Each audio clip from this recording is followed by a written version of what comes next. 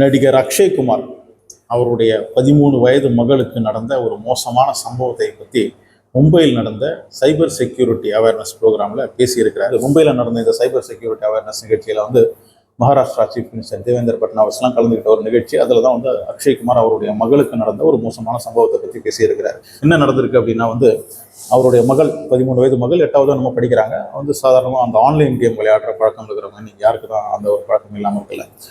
ஆனால் இந்த ஆன்லைன் கேமை பொறுத்த வரைக்கும் நம்ம அந்த எண்டில் இருக்கிறவங்க எந்த மாதிரி ஆளுங்க யாரோட விளையாடணும் அப்படின்றதெல்லாம் தெரியாமல் தான் நம்ம விளையாடிக்கிட்டு இருக்கோம். இப்படி தான் அக்ஷய்குமாரோடைய மகள் ஆன்லைன் கேம் விளையாடிக்கிட்டு இருக்கும்போது அந்த எண்டில் இருக்கிற ஒருத்தர் பழக்கமாக இருக்கிறார். பழக்கம் அப்படின்றது நீ ரொம்ப நல்ல கேம் விளையாடுற, சூப்பராக விளையாடுற, அந்த மாதிரி மெசேஜ் அப்பப்போ அனுப்பிச்சிட்டு இருக்காரு. ஒரு மாதிரி மெசேஜ் அக்ஷய்குமாரோடைய மகளுக்கு அப்பப்போ கேம் விளையாடும் போது வந்துகிட்டே இருந்திருக்கு.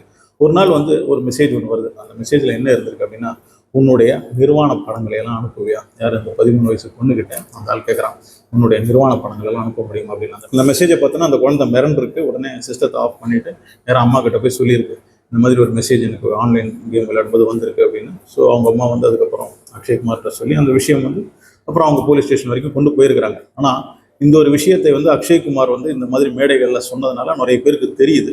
அது மட்டும் கிடையாது, ஸ்கூல்லலாம் 7வதுல இருந்தே இந்த சைபர் செக்யூரிட்டி அவேர்னஸை பற்றி பசங்களுக்கு பாடம் எடுக்கணும் அப்படின்னு சொல்லியிருக்காரு. என்னை பொறுத்த வரைக்கும் 7வதுல இருந்துலாம் கிடையாது, 5வதுல இருந்தே இந்த மாதிரி சைபர் செக்யூரிட்டி அவேர்னஸ் பசங்களுக்கு கண்டிப்பாக கொடுக்கணும். ஏன்னா சாதாரணமாக பெண்களுக்கு எதிராக இந்த ஃபிசிக்கலாக இழைக்கப்படும் குற்றங்களை பற்றியும் அநீதிகளை பற்றியும் தான் நம்ம பார்க்குறோமே தவிர, இந்த மாதிரி ஆன்லைன் மூலமாக பாதிக்கப்படுற பெண்களை பற்றி நம்ம அதிகமாக கேள்விப்படுறதில்லை. அது நிறைய பேருக்கு தெரியறதும் இல்லை.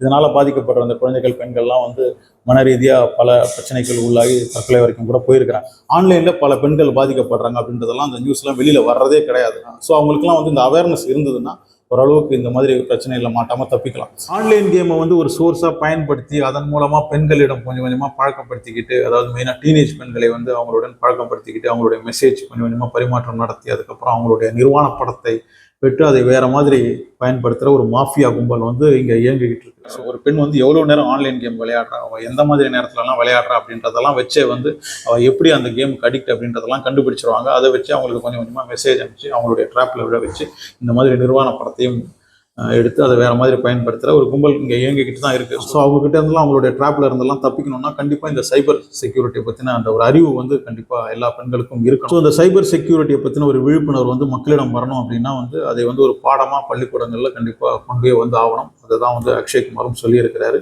அக்ஷய்குமார் ஒரு முறை நரேந்திர மோடியை பேட்டி எடுத்திருப்பாரு. அந்த ஒரு பேட்டியில் மாங்காய் ஜூஸ் ரொம்ப பிடிக்குமா, மாங்காய் ஜூஸ் தான் சாப்பிடுவீங்களா, தேங்காய் ஜூஸ் தான் சாப்பிடுவீங்களா அப்படின்ற மாதிரி எழுதி கொடுத்த கேள்வியை கேட்டுட்டு போயிருப்பாரு. அந்த ஒரு பேட்டிக்காகவே அவர் நிறைய ட்ரோல் பண்ணாங்க. ஆனால் இப்போ மக்களின் நன்மைக்காக, மெயினாக பெண் குழந்தைகளின் நன்மைக்காக அவர் பேசியிருக்காரு அப்படின்னும் போது கண்டிப்பாக அக்ஷய்குமாரை நம்ம பாராட்டி ஆகணும்.